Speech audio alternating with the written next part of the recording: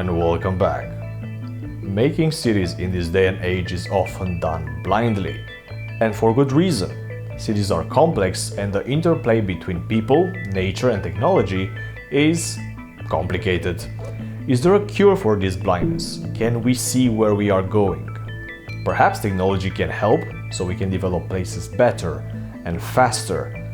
But what are the roles of a surveyor, of a planner or architect in this era of AI and satellites? How can we be sure that this collaboration between human and artificial minds can make cities healthier? Also, are the professional and data standards slowing us down, or can they make us responsible to make great places carefully? I was delighted to have a conversation and explore all these questions with Mr. Andrew Knight. Andrew has been with the Royal Institution of Chartered Surveyors for over 11 years, and he has also enjoyed a long career in IT, starting out running programs on mainframes using punched cards and then working through the eras of mini computers, personal computers and the internet, and now the world of artificial intelligence, cloud computing and Internet of Things and blockchain. In his current role, Andrew is responsible for data and tech thought leadership and the adoption of the RICS data standard that supports valuation, property measurement, lifecycle costing, building performance, brokerage, and due diligence. Introducing to you, Mr. Andrew Knight.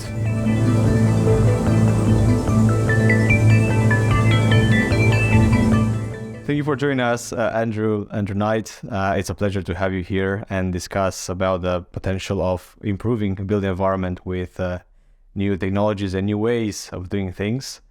It's always been a pleasure to discuss with people that have a very wide understanding, but also in-depth understanding of what's happening in the industry, what's happening in the build profession.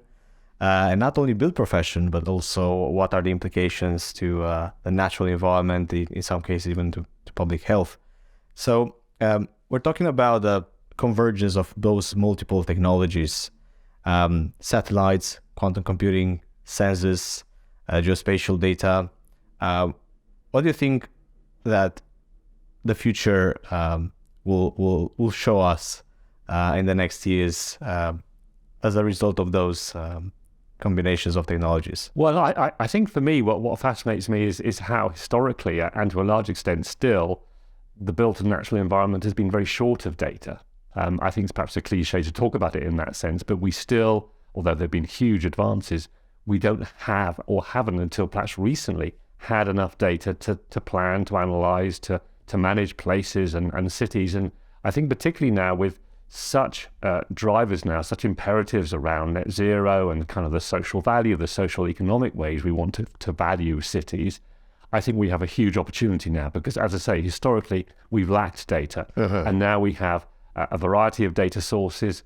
We now have a convergence of technology in terms of the ability to crunch and analyze big data sources, because some of these data sources, if we look at even buildings, even the output of some of the building management systems. And if we scale that up to larger parts of a city, connected buildings, a city itself, we have huge challenges potentially with absorbing and analyzing that data. But we now have the technologies. We have the ability to use satellites to identify both heat islands in a city, for example, or indeed buildings that are performing very badly from a kind of thermal perspective and target intervention. So I think for me, the good news is that we've reached a point where whilst we have huge challenges, we now have the technology there. We now have potentially quantum computing to do some very, very heavy hitting analysis. And we have the data sets becoming available now to really address some of the huge problems we have.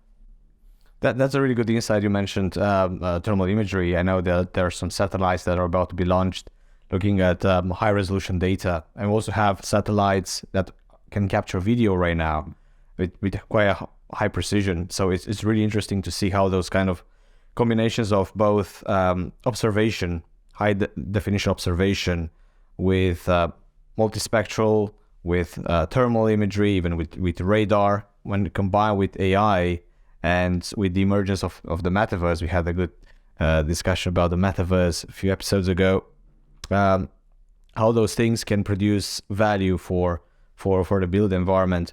I know that there's always this question of, we have accelerated technology, but when it's about adoption, sometimes there are barriers. And I know from my experience that those barriers can come from usability. So that interface can be quite complex and quite sophisticated, and it requires a lot of training. Sometimes it might be because of the budget or the lack of data, and sometimes it might be something that along the lines of the regulations, procedures that need to be checked before using it. What do you think are the biggest barriers in adopting new technologies? Yeah, I mean, it's a great question, because in fact, we did a survey of all our tech partners like yourselves before Christmas, and one of the questions we posed was specifically around barriers, albeit perhaps from the perspective of people who are selling into to various kinds of organizations that need to digitize in the built environment. And I guess a number of themes came up, one of which I think ironically is people. There is still resistance to change. There is still a lack of certain skills. There is still, I think, a fear of changing to some degree of inertia within organizations.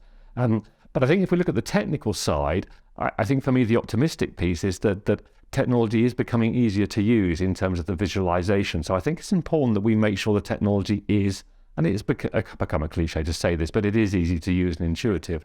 And there certainly are financial limits, particularly now with the macroeconomic environment, but even before the recent changes in the backdrop, if I think particularly of perhaps government bodies who are typically, do have limits to expenditure, and indeed private bodies, you need to understand, how can we make a business case here? How can we show a return on investment? And I think, once again, taking an optimistic perspective here, I think many organizations realize this kind of agile sprint approach where you solve one problem and then move to the next one. And so you have that incremental success. So rather than saying, let's digitize this entire environment, let's use technology to fix every problem, let's pick them off one by one, show the return on investment, get the adoption, get the change management piece done, get the people on board with the value that's coming out of this technology. So I think I can be optimistic. There are barriers there, financial, people, and I think it does require a lot of change of mindset.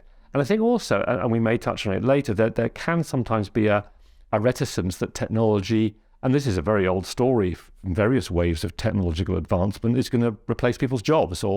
And I think, for me, in so many instances, we see a really positive picture there of particularly things like AI, machine learning, augmenting what people do, not replacing them, but taking away so much of the automation, the data gathering, some of the analytics that realistically human beings just can't do if we think of big data sets, and actually freeing up professionals in the built and natural environment to really add value and to spend less time with that automation process piece that can be automated, and really apply their judgment, their expertise. So I remain very optimistic that I think adoption will be happening at a pace, and whilst there are barriers, they're probably quite traditional barriers that most kind of sectors have seen when they first try and digitize. And I'm sure the built environment can take advantage of that learning from other sectors. And I guess my last comment would be a behavioral change around sharing data. I think, in my perception, the built and natural environment has been reticent about sharing data sets. And there are certainly governance issues and ethical issues we need to understand in that area, but the power of sharing data sets is enormous. If you have a partial view of a city or a region or a building, you don't have the full picture. You can't understand those scales of aggregation of data that the power the analytics give. So I think one thing I would say is the sector needs to understand how to govern and share, and dare I say, standardize data to make sure we can share more of it. Exactly. And on the subject of standards, I think it's quite important when we are training AI companions that can support people in their work, to have that in the standardized way that is not only to make software engineers and data scientists' life easier, but to be able to track the quality of that AI model.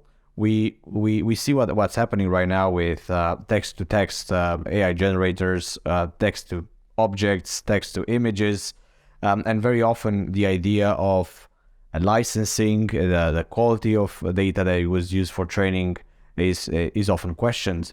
And if creative work has some sort of flexibility in that kind of licensing and the outputs, when it's about the built environment and decisions affecting millions of people in some cases, we need to be very careful of what the AI takes as information and how the model can be reliable in making decisions, and transforming that in some cases to regulations, to standards, to plans, strategies, and even actual buildings and neighborhoods. Yeah, I think it's a very important point, and I think people understandably are perhaps slightly concerned about AI and it becoming a kind of a black box, to use the phrase. And I think there is a real point here about the concept of explainability, which is not really a proper word, but it's that sense of, can we understand correctly within reason how the models are working? And some are obviously very, very complex. And I guess if we balance that against the risk, if we do have a high-risk situation like facial recognition, for example, or as you say, decisions that impact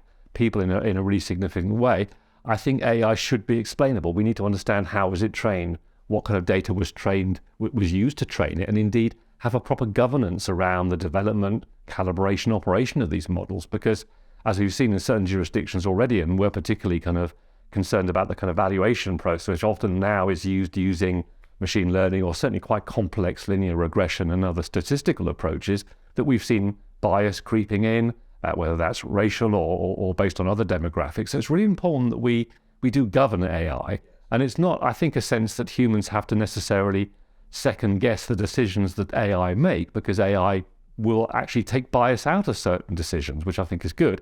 But I think we must have a clear understanding that, as well as having technically astute people writing these models, we need professionals in the built environment understanding, being part of the process of development, governance, and operation of these, and that we can, in extremis, explain the kind of decisions that AI is making on our behalf. So in this world with accelerating technologies, including AI, we see that the progress AI made in the last 6 months. What is the role of humans in this, especially that the human expertise can differentiate from AI in a number of ways? Yeah, I mean, I think this is a profoundly interesting topic, not just for the built and natural environment, but our whole relationship as human beings with what we now see fairly ubiquitous use of AI in its various forms.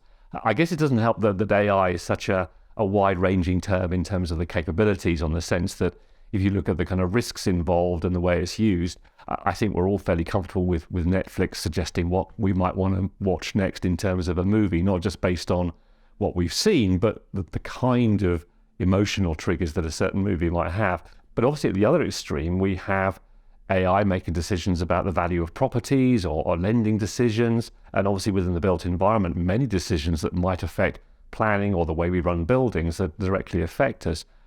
I remain an optimist in the sense I think there's been a real realization that the sense of AI replacing human beings, I think, is now turning into a much more positive message of AI augmenting what humans do best. And I think we have to realize there are certain areas where AI will do things that humans simply are not capable of doing. If we think of big data, the data sets there, if we just think of the volume, the velocity, the variability of those data sets, and the need to take decisions very quickly on that data set, there are situations where we will have to rely on AI to make those decisions for us. Conversely, that there's a lot of areas where AI, for all its power, will be best used in automating quite prosaic tasks that will free up individuals, not just in the built environment, but in other sectors, to really add more value, to actually use their expertise. I think we can all recollect times when we've done things that are fairly tedious in terms of data collection or parts of the jobs we do. And if that can be taken away from us in a way that we can trust and still verify the output, we can then really use our judgment. And I think we've seen in a number of areas where a combination of AI with human input is the most powerful. I read an article particularly about, it's a very well repeated example of teaching an AI approach to play the game Go. But they did find actually the best combination was a master Go player and the AI. Similarly, in medical situations, that they've proven that actually, once again, looking at cancer scans, that combination of the AI and the expert is that most powerful combination. So I remain very positive that in this kind of combination of AI and human judgment, we can have the best of both worlds. I think what's important is that we do make sure that the humans are not only working with the output of AI and not necessarily overruling it, but that they're part of that governance and development process, that operational oversight to make sure that the kind of training material that's used, for instance, in the machine learning model is appropriate, and they understand that bias isn't being built in from day one, and they, look out for bias creep. So I think it's a real mix here where humans are part of the process of developing and managing and using AI.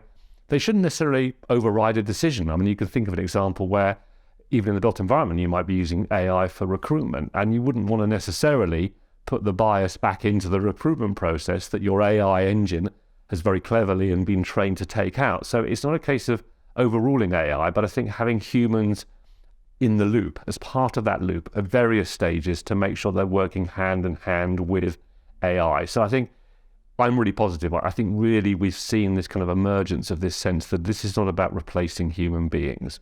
It's ironically about really taking some of the really kind of tedious, repetitive tasks away. It's about enabling AI to take decisions on scale and volume of data that we simply can't interpret, but it's still having humans ultimately responsible for the way these tools are used and really adding value, because I think we can get great value. And we think, particularly of the built-in natural environment, some of the data sets are huge. We can't process that as humans. We need help, but we still need to have that human involved to make judgments and perhaps ultimately to take responsibility. Absolutely. I think one main advantage of the AI will open the possibility of people that are not technical in a certain sector, or they don't know a lot about data processing or a specific specialization. Let's say, take for instance, agriculture or food production. You don't have the regular farmer knowing about how we're using satellite information, multispectral imagery, and then combining that, with market dynamics to see what is the most viable crop to grow. But an AI can combine that data and then can assist the farmer, and the farmer can make the decision based on the experience or consult with an agronomist. And the same with city planning. City planning is extremely complex process, and there is a lot of data that can be collected and analyzed. But sometimes some outcomes or some policies with AI can be tested. We can see if there is any effect of that policy and if there are any spatial correlation at all based on those developments, aspirations or policies. And if we're thinking about in some areas, climate emergency has been declared and added in the policy, or there are certain climate targets, and how we measure them in a consistent way is quite important. And that's why one of the things we're doing is we are thinking about our tools as companions for placemakers. So we are trying not to replace the human intensive work, so things such as engagements or discovering new things or finding hidden insights. Those kind of human intuitions are actually quite important and valuable, but we're trying to replace, as you mentioned, that tedious work, and also reveal potential patterns and potential causation links between different environmental, build, and human factors. So I agree with you. I think humans and AI can be really good collaborators. And one of the things I built together with the team back in 2015, it was this vision called planetary urbanism. We called it symbiotic urban intelligence. And it was about combining sensors with satellites, creating those kind of insights and potential resources that can be unlocked, and then putting that in an interfacing that can be called now part of the metaverse. It can be in virtual reality, augmented reality, or via a device. So those insights can be communicated in a conversational way. And then when it's about decision making, that should be most of the times up to the humans, because they need to take responsibility on the decision, and they need to always question the reliability of the models, of the data sets used, and the approaches used. I agree, and I think professionals in every sector, but particularly obviously the built environment, they need to retain that professional skepticism. They do need to challenge the data to make sure they understand the provenance. How was it collected? The methodology. Can they rely on it? Is there some kind of calibration where they can see that it's constantly being validated in that way? So I think that's why professionals will be so important, because they will have all this data. they'll have all the analytics. As you say, they'll have the ability to have patterns and, as you say, levels of causation, that there are so many moving variables, it would be impossible for a human to judge. So, as I say, I remain very positive now that, as you say, AI can be seen as a companion, an assistant to professionals across the sector. There are many discussions exploring how technology evolved in the last years and became more and more miniaturized. And one of the thoughts I had was, as technology became lighter and lighter in our hands, in some cases can become heavier and heavier in our heads. So there's also some interesting research showing that if we're using certain devices or social media that are using some AI calibrations, it can reduce our motivation to do other things, or it can get us in a cycle, a dopamine cycle, which we think we are achieving something, but we're not achieving actually anything. And in the same time, we have the opportunity with actually making change using tech. So one of the ideas is how to make technology intuitive and actionable while making sure that it's augmenting our capacity to make good decisions without hijacking our attention or our motivation.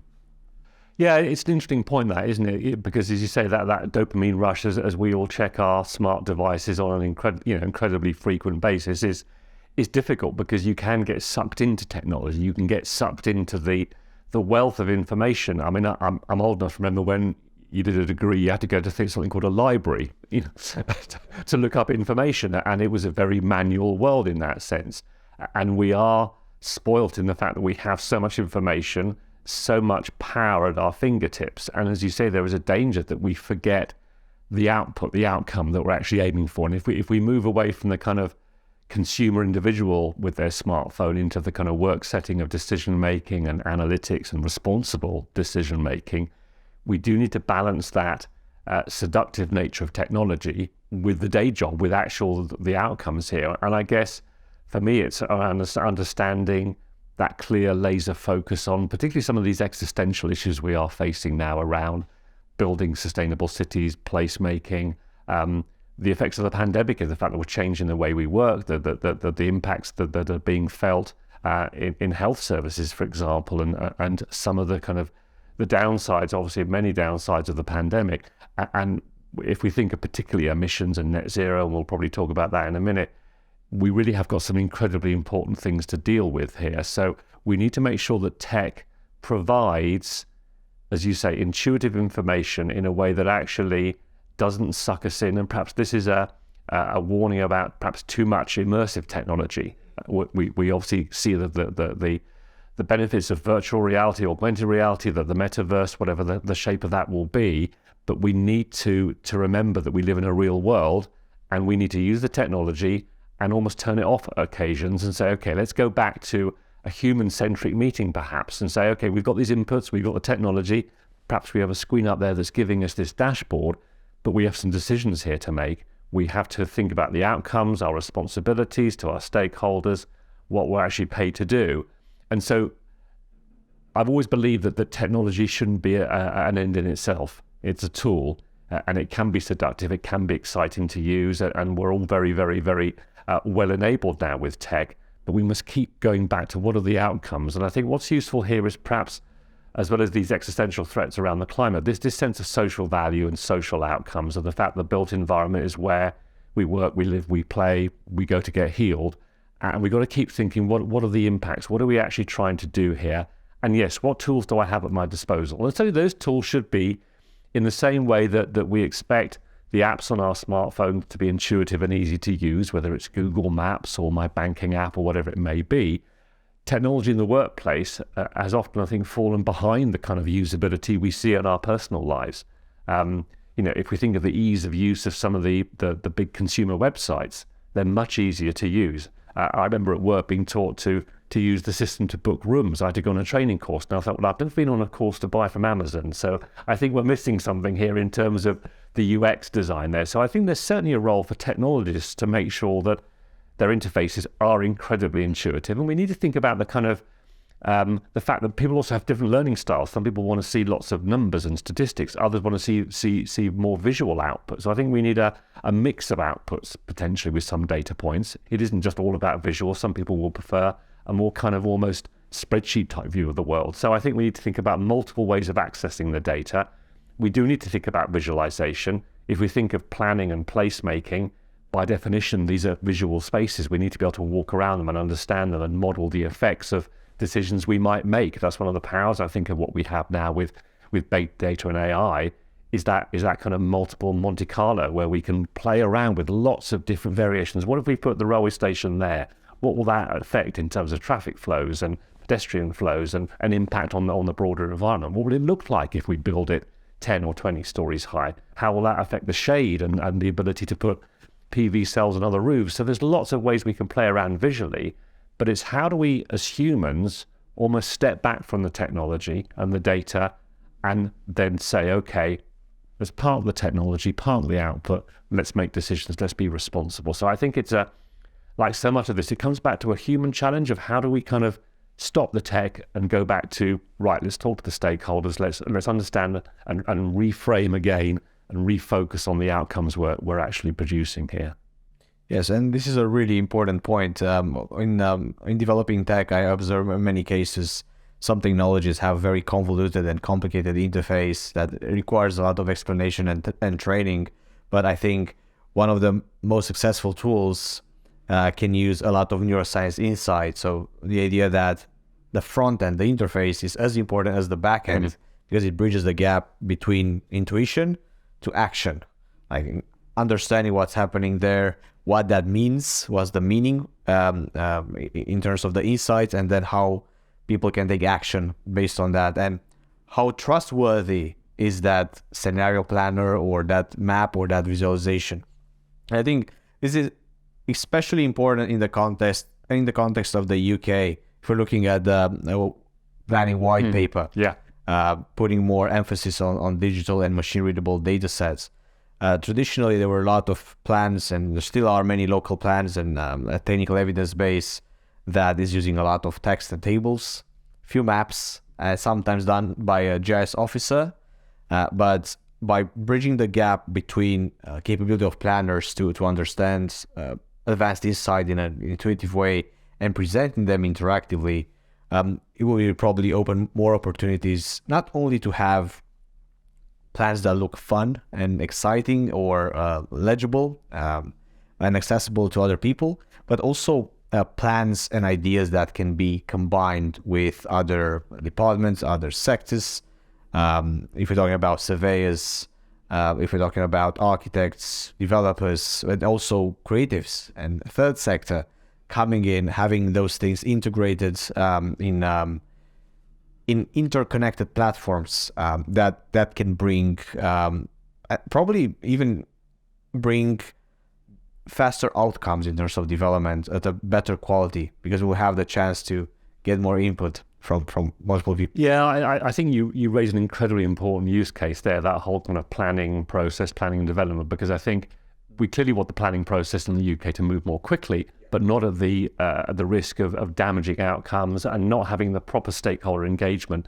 And I think it's a great example where, as you say, clearly the kind of plumbing of data is really important, that we have standards and the data can flow and we can format it and present it. But that kind of UX, to use the jargon, that kind of user interface is incredibly important in that planning process, because yes, there's many professionals involved, but ultimately it's the people who live in that area who will be impacted by what that development will be, who really have to have very, very human accessible information that is, hyper intuitive, that is for lay people who simply say, you want to build this development, I want to understand the impact. What will it impact in terms of light and noise and impact on local travel and impact on the software infrastructure?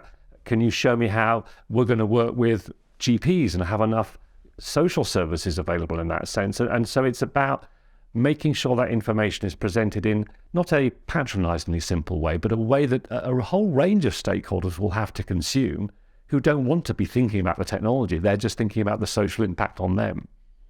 I think one of the things that companies like Adobe and Autodesk done quite right was introducing workspaces, so adapting the interface based on the user. So for instance, in Adobe, you have an interface for a graphic designer or another interface for a photo editor. And being inspired by that, what we've done lately actually was we're doing a lot of interactive analytic interfaces and decision intelligence with the geospatial component.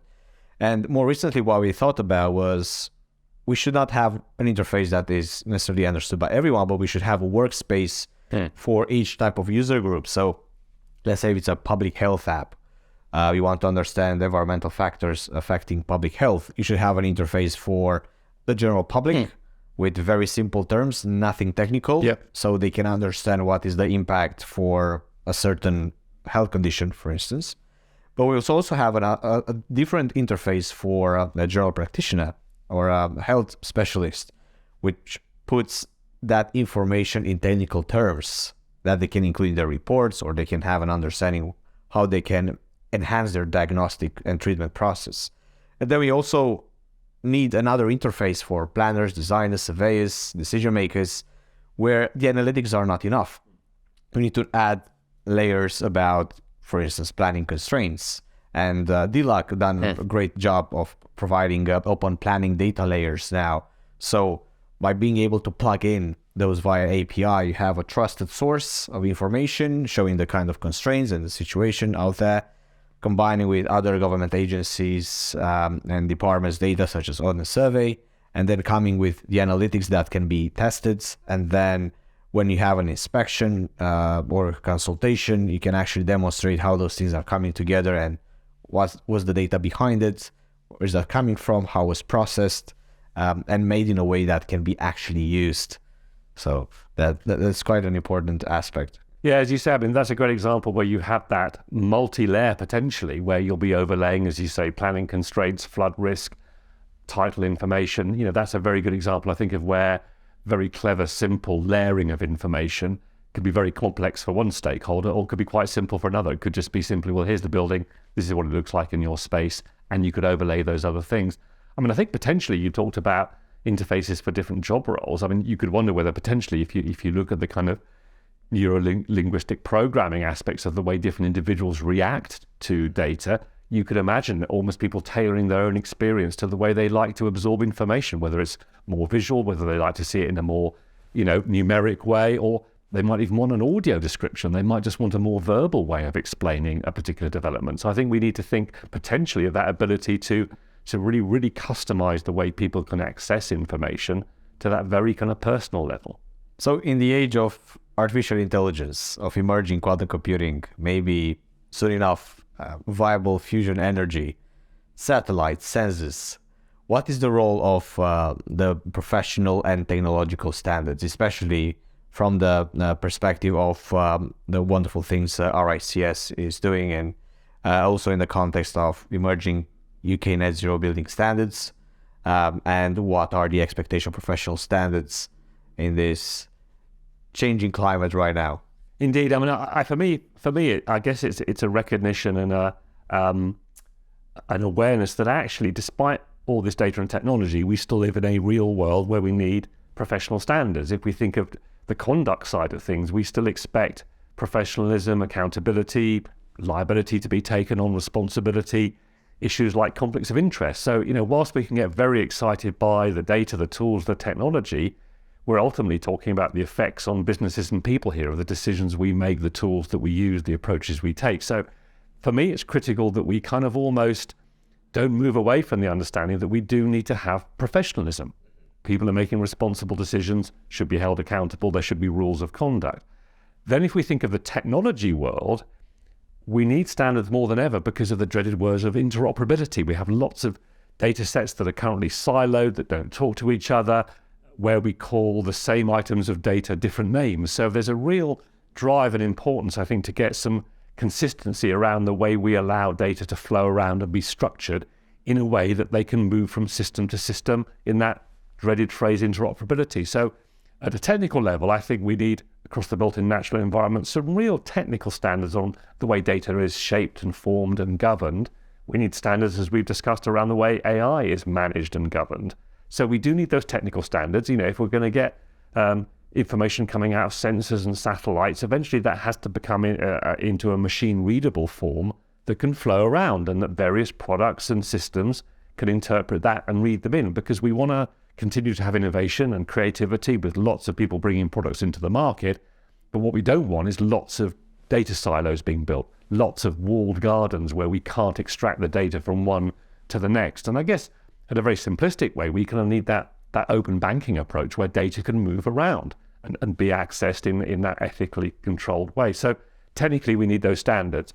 And I think particularly if we look at something as prosaic as buildings, the industry struggles to share information on buildings. It struggles to share information on emissions and all these kind of issues as you discussed around the kind of net zero building standard. We need to agree on what we call the measurements of building. We need to agree on the way we measure emissions and how we calculate emissions. We need to agree on the way we call different building materials to understand how we can manage that circularity of materials. So there's a lot of work where I think what is understandably a very fragmented sector, if we think of the number of market participants in the built environment, it is quite challenging. But those participants need to recognize that there's a huge societal and indeed commercial imperative to share data in a sensible way, to have common standards, to have common formats, and at the same time not give the world of data a kind of a get out of jail card for professional standards. So from an RICS perspective, if we think particularly around ESG, that's a real,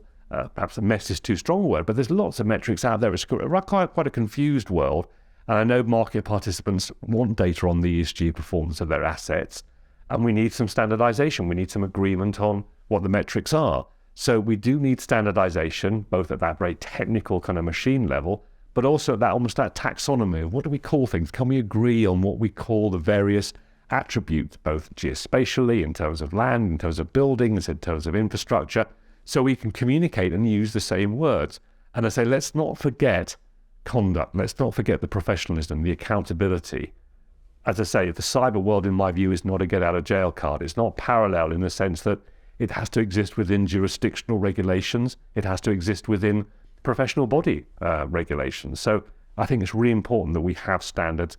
But what they should be seen as, in my view, is not a straitjacket, but a framework, a way of allowing innovation, a way of allowing continued creativity and innovation in the sector, but within a framework that allows that ability to share, analyze data, and work professionally.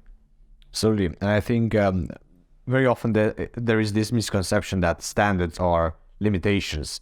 They're actually, as you mentioned, is a way to make reliable decisions, to have accountability. And for instance, in the case of ESG, very often is seen as a limitative factor or a standard, but actually what it does as the core element is aiming to de-risk a certain business process, certain developments, making things more predictable from that sense. And from a net zero perspective and sustainability perspective, it's also about improving quality of life and the value of assets. There are many interesting studies showing that the proximity to high quality environment, for instance, improves not only quality of life, public health, all those parameters, but the value of the real estate development as well. And that's quite important to see a strong link between the quality of the environment and the quality of outcome in terms of measurable outcome.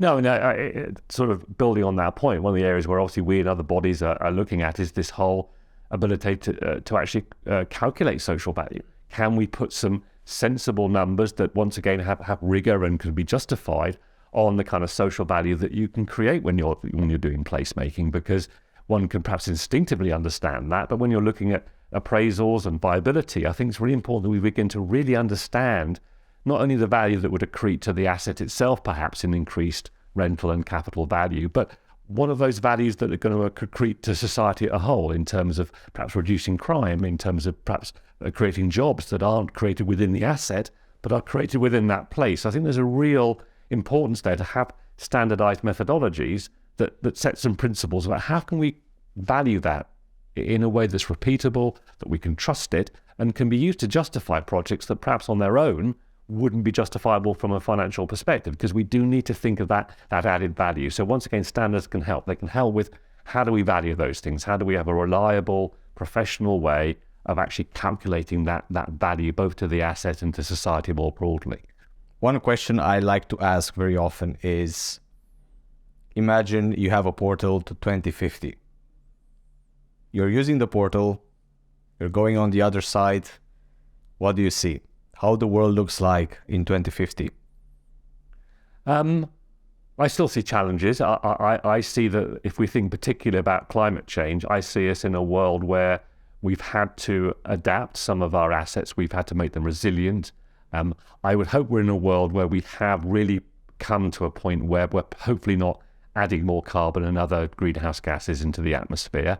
I can see technology being pretty ubiquitous, particularly in the built environment where that journey has taken a long time for us compared to other sectors. But I can see a model where we have been able to some extent, retrofit both in terms of information on assets, but also physically retrofit those assets to be more resilient, to produce less emissions. So I am optimistic, but I also recognize, I think that at that time we'll still be living with the effects of climate change, and that our world will have to deal with that, and we'll have to have built in resilience, built in some adaptability. But going forward, we'll have a built-in environment that's much better understood, much better managed, having far less negative effect. If we think of the ideas of circular economy, that where we do demolish or do major refits, we'll be taking the materials out. We'll understand how that either they can be recycled or reused immediately. So I am positive, but I think we'll still be living in a world that will be challenged by the impact the built environment's already had. Andrew Knight, it's been a real pleasure, and I'm looking forward to our next episodes. And indeed it was for me as well. Thank you.